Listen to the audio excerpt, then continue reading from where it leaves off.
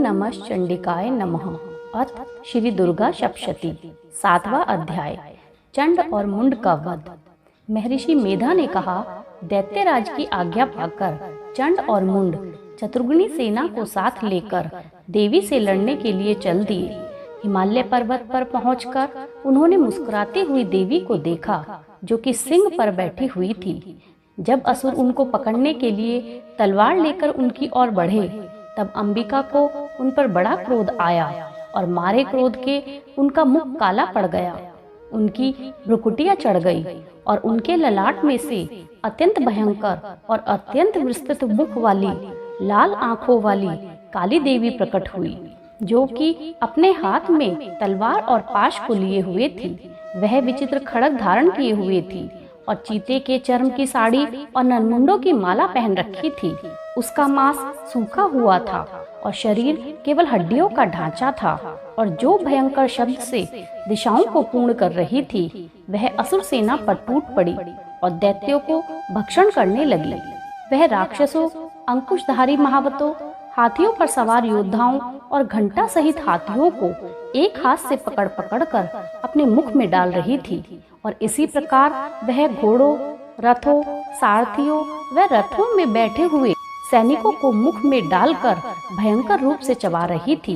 किसी के केश पकड़कर, किसी की गर्दन पकड़कर, किसी को पैरों से दबाकर और किसी दैत्य को छाती से मसलकर मार रही थी। वह दैत्य के छोड़े हुए अस्त्र शस्त्रों को मुख में पकड़कर और क्रोध में भरकर उनको दांतों से पीस रही थी। उसने कई बड़े बड़े असुर भक्षण कर डाले, कितनों को रोन डाला और कितने उसकी मार के मारे भाग गए। कितनों को उसने तलवार से मार डाला, कितनों को अपने दांतों से समाप्त कर दिया, और इस प्रकार देवी ने क्षण भर में संपूर्ण दैत्य सेना को नष्ट कर दिया। यह देख महापराक्रमी चंड काली देवी की ओर लपका, और मुंड ने भी देवी पर अपने भयानक बाणों की वर्षा आरंभ कर दी और अपने 1000 चक्र उन पर छोड़े। उस समय वह चमकते हुए बाण व चक्र देवी के मुख में प्रविष्ट हुए इस प्रकार से दिख रहे थे, जैसे मानो बहुत से सूर्य मेघा की घटा में प्रविष्ट हो रहे हों। इसके पश्चात भयंकर शब्द के साथ काली ने अत्यंत जोश से भरकर विकट अट्टहास किया। उसका भयंकर मुख देखा नहीं जाता था। उसके मुख में श्वेत दांतों की पंक्ति चमक रही थी।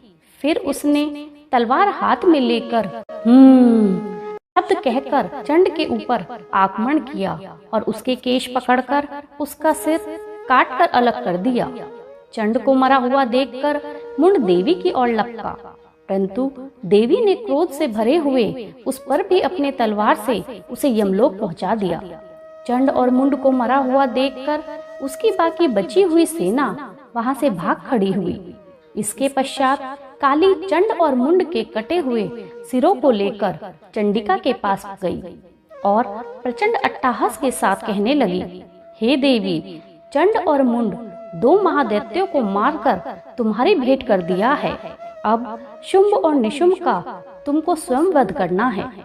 महर्षि मेधा ने कहा, वहां लाए हुए चंड और मुंड के सिरों को देखकर कल्याणमयी चंडी ने काली से मधुर वाणी में कहा, हे देवी, तुम चूंकि चंड और मुंड को मेरे पास लेकर आई हो, अतः संसार में चामुंडा के नाम से तुम्हारी ख्याति होगी।